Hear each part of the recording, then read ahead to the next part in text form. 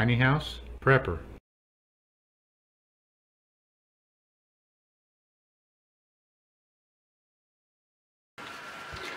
Hi everybody, this is Bill from Tiny House Prepper, and this video is going to be a review of the Berkey water filter.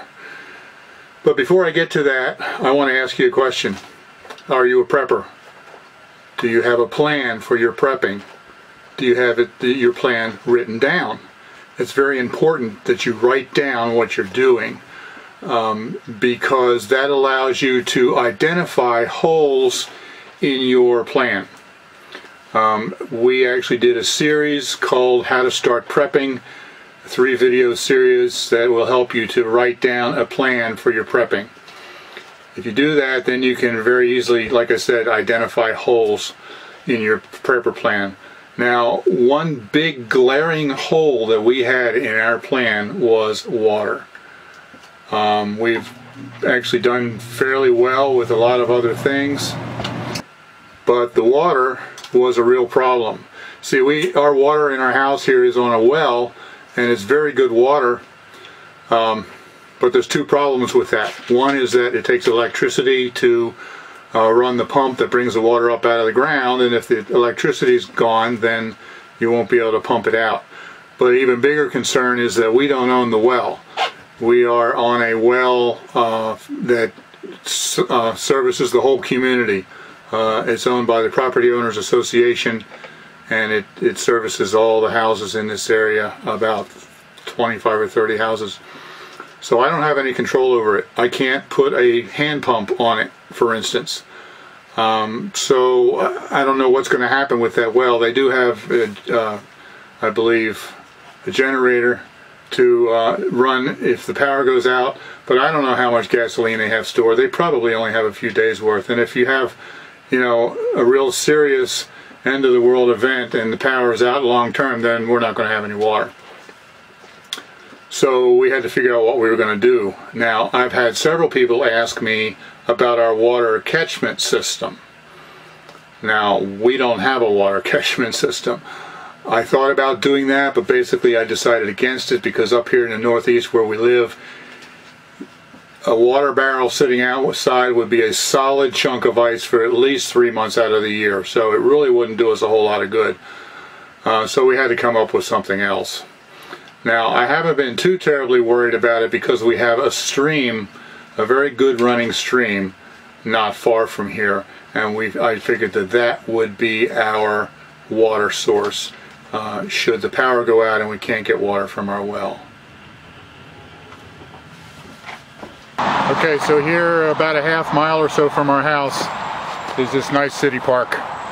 It's actually pretty new. I've just put in picnic tables and a gazebo over there, and right on the other side of this wall right here is our creek where we're going to be getting water.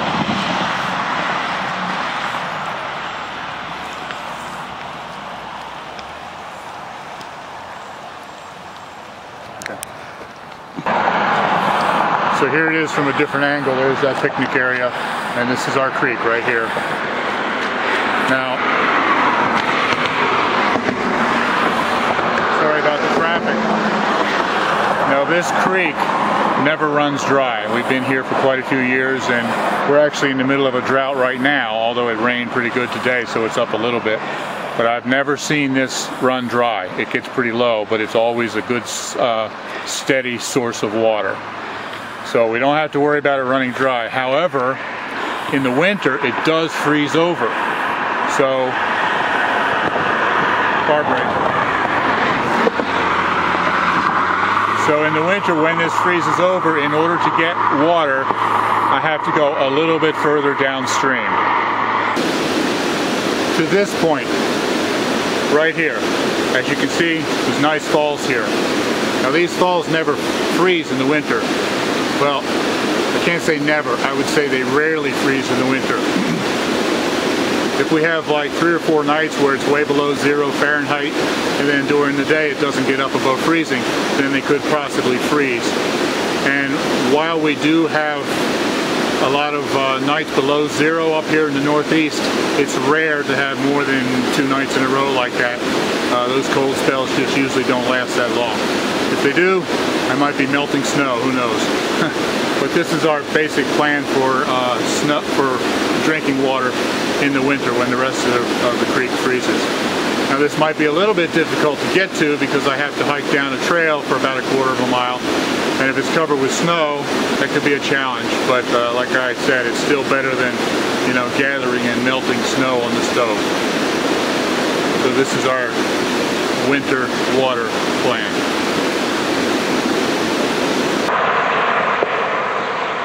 I'm really very grateful to have a source of water that's not so far from home that I think is going to always be there.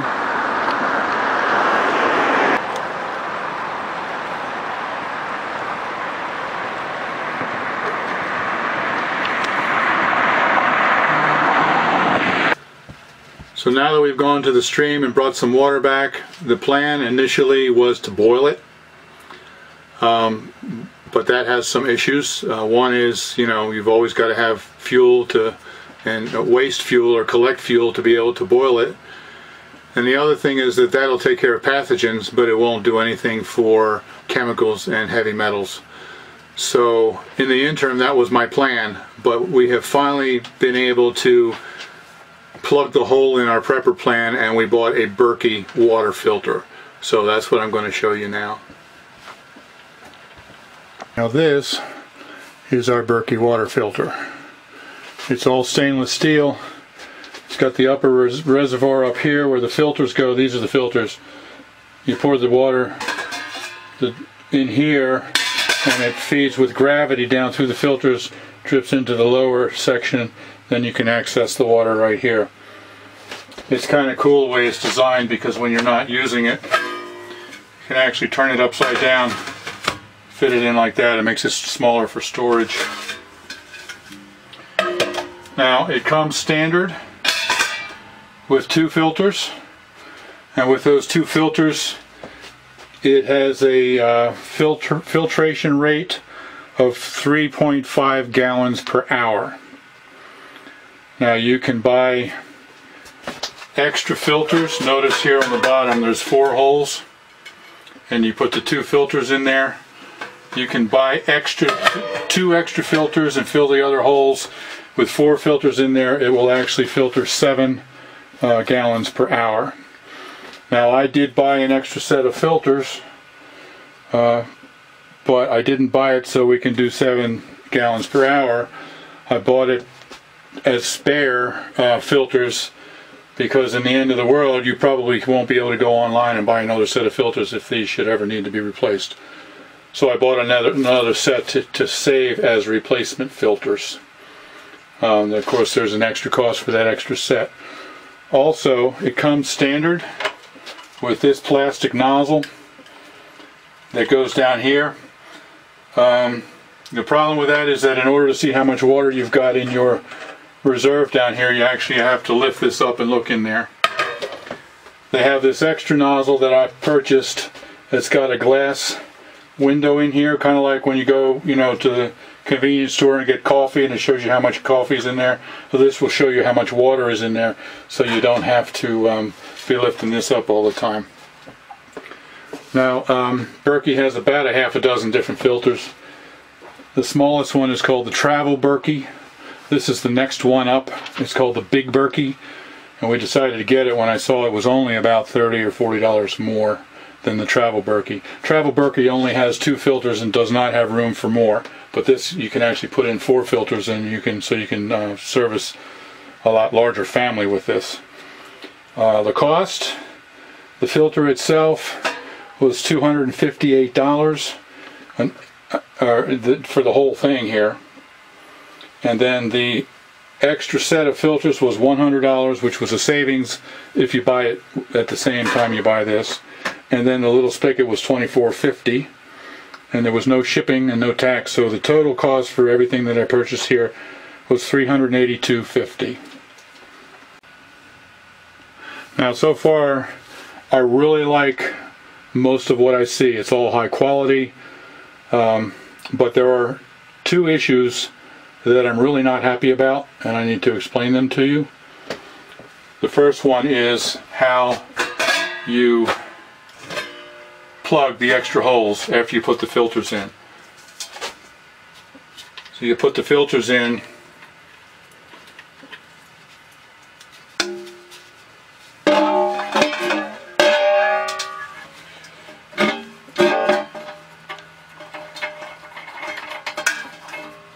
This is fine. It's got a rubber gasket on the inside to keep it from leaking. And then the water, the dirty water from in here goes through the filter and drips out through the bottom. And then you put the other filter here. The problem is the other two holes. How do you plug the other two holes? And what they sent me were these. This is ridiculous. Berkey, if you're listening, this is totally substandard. This is ridiculous. They look like earplugs for the rifle range. You're supposed to just stick them in the hole, and there it is. Now, I tried it. It does stop the water, but I could foresee a problem here, and in fact the problem that I imagined is exactly what happened to me. I had water in there and I wanted to lift it up to see how much was in, and as I came across, this knocked off on there and it pushed up, and all the water that was inside started pouring out of the hole, and by the time I realized that had popped out, I had a quart of water that had dribbled all over my foot and all over the carpet, and it was just ridiculous. If that had been contaminated water that I was purifying, it would have dribbled down into the clean water and it would have completely contaminated that. So this just simply doesn't work. So I came up with a fix.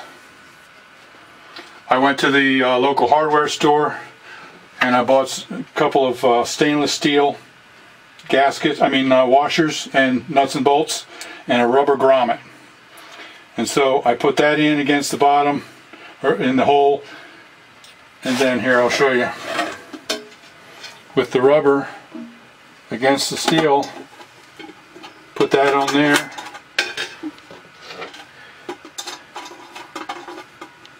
And then tighten that up with pliers. And you can see it's, I hope you can see, that will make a solid seal that will not leak, and it shouldn't be a problem. The other concern I have about this, besides falling out, is what if you lose one of these? They're just loose. What if you lose one? The whole thing is useless. So I bought 2 of these, and I'm really pleased with with my own ingenuity, if you will. I'm really pleased with the fix that I came up with because it works really well. Now the other thing that I really don't like about it is this little rubber gasket right here. Let me explain to you what this is for. First I have to explain the filter. This is a super high-tech filter. It filters out just about everything. It filters out like 99.99% of everything. It takes out all bacteria and viruses.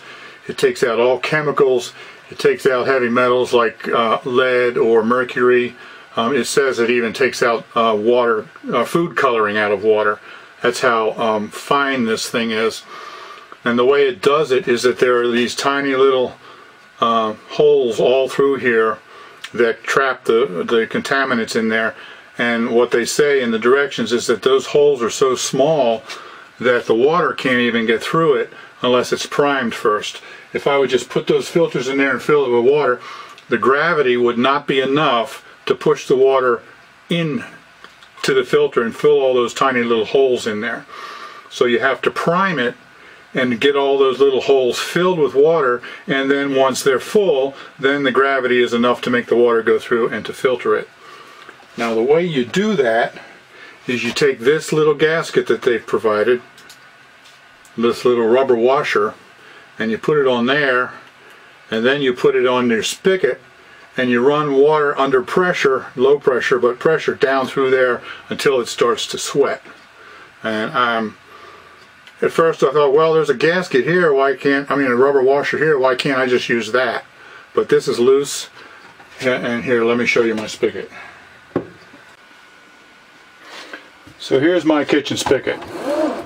And notice that it has a solid face here. There's no way to take that cap off and get a hole in there, which means that I can't press that up against there because there's nowhere for that to go in there like that. So what I have to do, this fits tight, not like this. This is loose.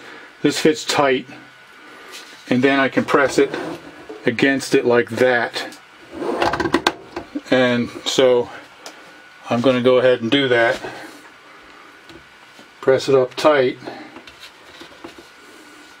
and then turn on a little bit of water.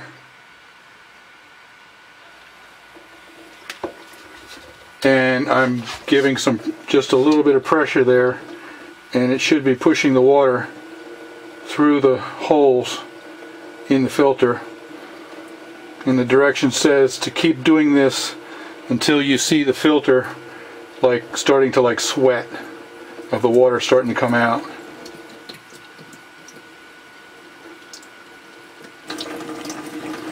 Okay, I've been holding this up here for about maybe a minute and a half, and all of a sudden all the water, you can see, is starting to sweat through there. I don't know if you can see it on the camera or not, but all of a sudden the whole thing is getting wet, and it's not spilling down from the top, it's actually leaking through and sweating all the way through. That's how you know that the filter has been primed and all of those little holes are full.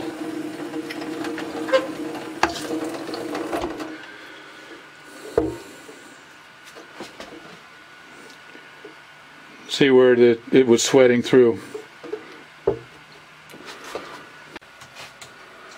So I have two concerns with this system that they have for priming the filter.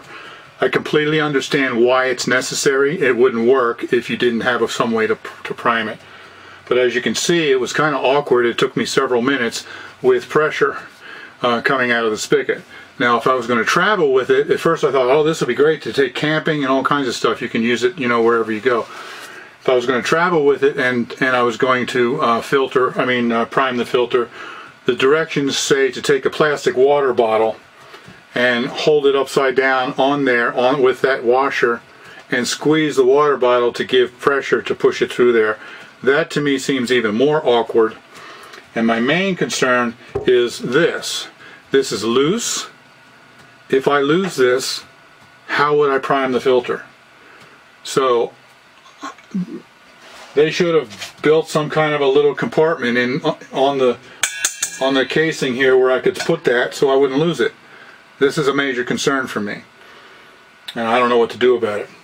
Tape it to the bottom maybe? I don't know. But there it is. You got to put this someplace where you're not going to lose it.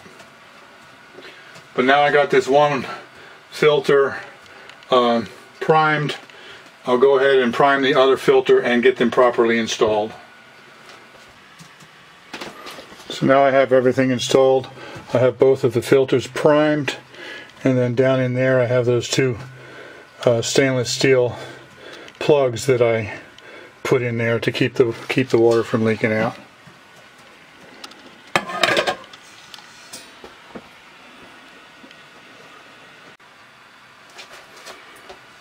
And here it is from the bottom. You can see these are the filters, and these are the two plugs that I put in.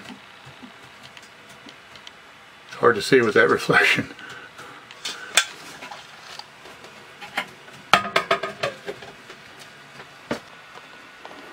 Okay, so now we should be pretty much ready to go. Here's the water that I just gathered from the river. As you can see, it's kind of brownish and it has some dirt down in the bottom of it. But I'll go ahead and pour it into the filter.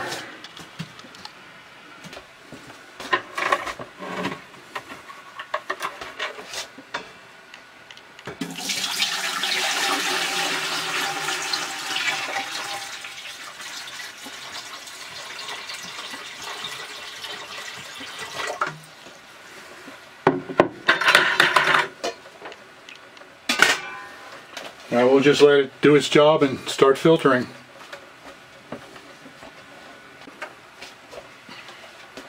You probably can't hear it on the camera, but I can hear it dripping down through the filters and into the bottom part. It's kind of exciting. Okay, so it's now been filtering for a little while. In the glass here, there's about a ½ inch of water, so there's plenty to get a drink of water out of there.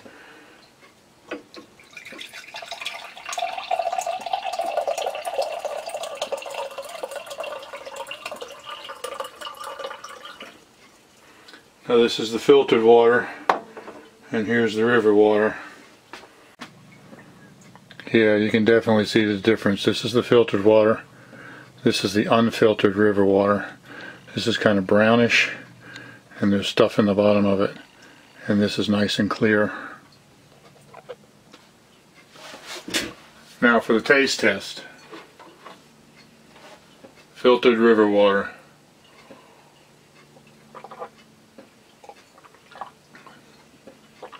It tastes just like water should taste. It's really good. So, what's the bottom line? Well, first of all, the holes that were in the bottom that I had to plug with those stainless steel washers, if you get the travel Berkey rather than the big Berkey, the travel Berkey only has 2 holes because you can only put 2 filters in it, so that wouldn't be an issue with that travel Berkey. The travel Berkey is a couple inches shorter and an inch or 2 smaller around. It's still, because it has 2 filters, it still filters at the same rate as this one does with just 2 filters in it. It just doesn't hold quite as much water. So, I really like it. I think it's going to take care of our needs. My only issue, like I mentioned before, was the holes in the bottom that you're supposed to plug with this. That's ridiculous. And this washer that you have to use to prime the filters. But overall, I'm very happy with it. It'll sit here, right here on the counter. Now, we're not going to be using this except in emergencies because our water coming from our spigot is very good. So I'm just going to pack this up, put it in a box, put it away, and I'll put this inside to make sure I don't lose it. But then, if we have emergency, if the power goes out, then we'll get it out, we'll set it here on the counter, and then we have all the water we're going to need. And I'm very happy with that. So, I hope this has been helpful. If you don't know anything about a Berkey, there's a Berkey filter. So, thank you very much for listening, and as always, if you like it, then like the video, and don't forget to subscribe. Okay, thanks, bye.